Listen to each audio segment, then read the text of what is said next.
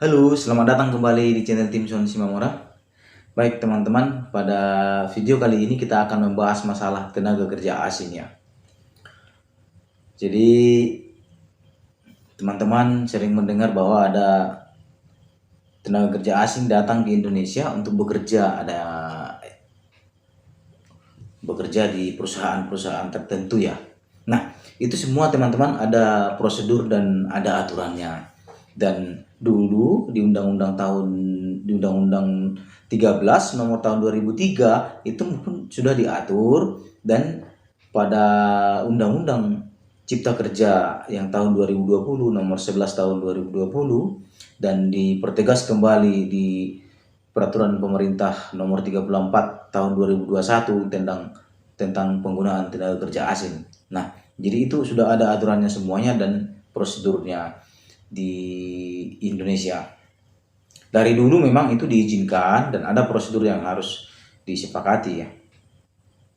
Jadi pengusaha yang wajib dan yang mempekerjakan tenaga kerja asing harus melalui prosedur-prosedur yang sudah ditetapkan oleh pemerintah, dan ada kriteria dan ada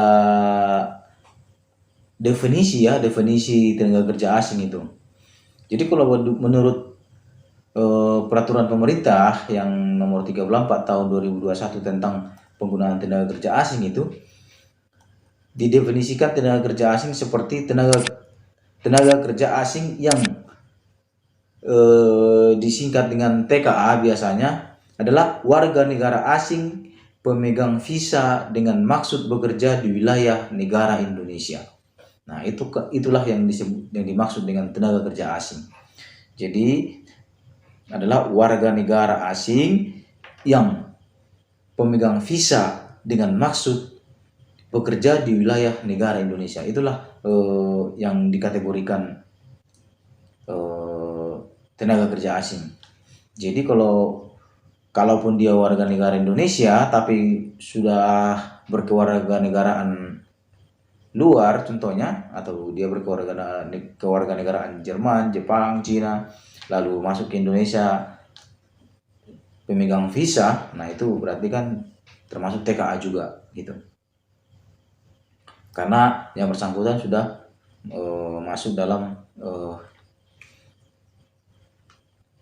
warga negara luar gitu.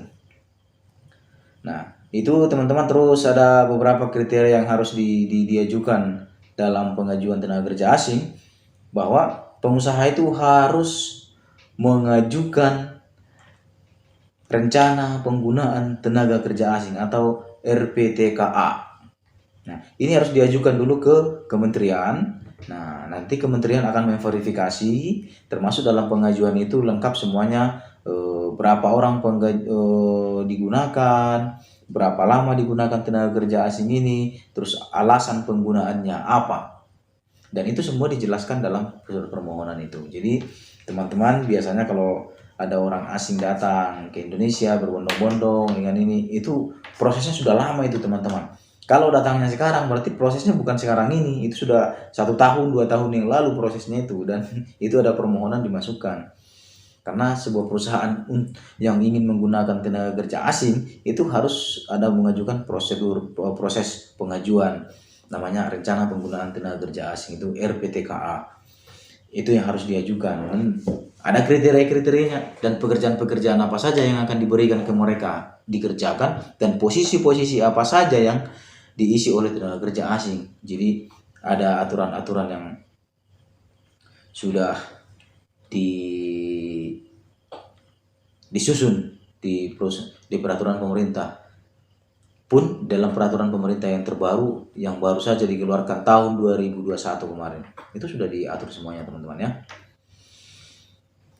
Terus semua perusahaan ya bisa menggunakan itu asal dengan kriteria-kriteria sesuai dengan peraturan, baik itu baik itu perusahaan asing ataupun perusahaan asing di Indonesia, ataupun perusahaan Indonesia yang mau memakai tenaga kerja asing, atau perusahaan BUMN atau badan hukum swasta, itu semuanya bisa asal melalui prosedur itu dan mendapat izin yang itu.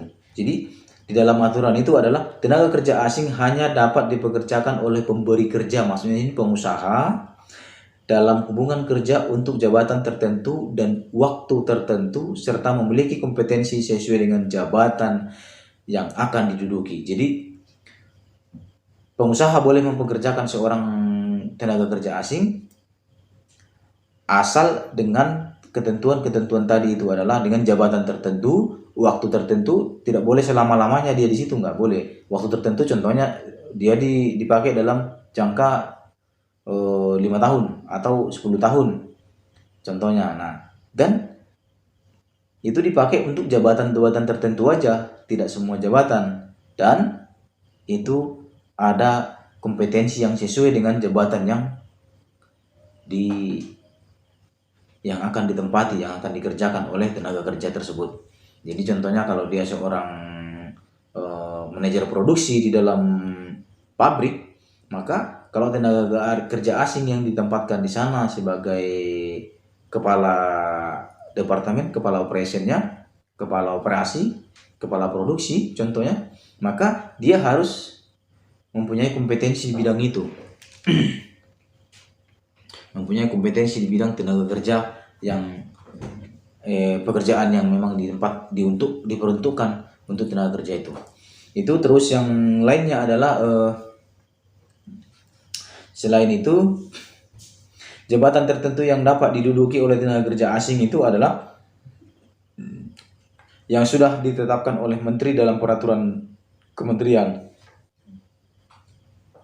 dalam artian kementerian terkait ya, Kementerian Tenaga Kerja.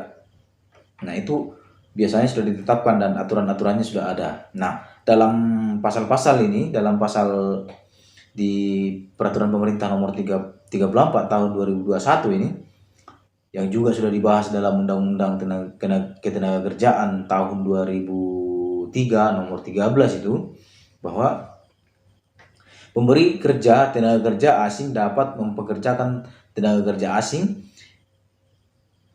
yang sedang dipekerjakan. Nah, jadi yang sedang dipekerjakan itu adalah untuk jabatan-jabatan direksi atau komisaris. Nah, itu bisa direksi atau komisaris, atau pada sektor pendidikan boleh, pendidikan atau vokasi. Nah, terus dalam pelatihan boleh, itu contohnya ada sebuah pelatihan diadakan lalu diambil tenaga pelatih dari luar negeri, boleh. Nah, terus di sektor ekonomi digital biasanya boleh. Terus sektor migas sebagai kontraktor kontrak, tapi kontraktor kontrak. Maksudnya di sini kontraktor kontrak, contohnya perusahaan migas Pertamina. Mereka mau mendatangkan tenaga kerja asing tapi khusus untuk ngebor dan dikontrakkan. Nah, boleh. Itu diperbolehkan dan itu ada jangka waktunya, tidak untuk permanen atau untuk selama-lamanya. Itu teman-teman. Terus yang lain-lainnya adalah setiap pekerja asing yang ditempatkan dalam sebuah perusahaan yang membidangi di bidang tertentu, contohnya sebagai seorang manajer, pengusaha wajib menempatkan orang Indonesia yang mendampingi tenaga kerja asing tersebut. Nah, tujuannya adalah untuk mentransfer knowledge, mentransfer pengetahuan. Jadi orang asing ke Indonesia nanti pendampingnya itu akan diajari, nanti sesudah tenaga kerja asing kembali, maka orang Indonesia yang menempati di situ secara permanen dan yang sudah tadi menerima transfer ilmunya atau transfer knowledge. Nah, seperti itu, dan itu diwajibkan di semua posisi. Adanya orang Indonesia, orang lokal Indonesia sendiri mendampingi tenaga kerja asing. Nah, itu terus yang lain adalah pengusaha wajib memberikan pengetahuan dan ilmu tentang bahasa Indonesia kepada tenaga kerja asing tersebut. Contohnya perusahaan A mendatangkan tenaga kerja asing, ditempatkan sebagai direktur contohnya, tetapi belum paham bahasa Indonesia. Nah, perusahaan wajib memberikan pengetahuan atau kursus atau semacam itu untuk tenaga kerja ini supaya memahami bahasa Indonesia. Nah, paling sedikit adalah menempatkan orang Indonesia yang bisa mendampingi dia sekaligus sebagai pendamping dalam pekerjaan nanti supaya ada transfer knowledge. Nah, itu teman-teman masalah penggunaan tenaga kerja asing. Jadi pelan-pelan nanti kita sudah paham tentang tenaga kerja asing teman-teman. Jadi yang datang tenaga kerja asing itu bukan asal-asal datang saja, tetapi itu prosesnya sudah ada dan cukup panjang prosesnya teman-teman. Kira-kira begitu pembahasan kita di video kali ini.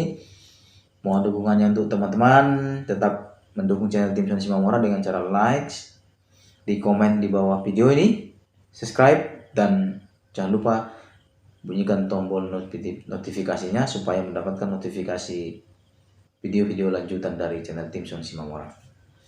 Kira-kira begitu. Saya ucapkan terima kasih atas perhatiannya dan salam.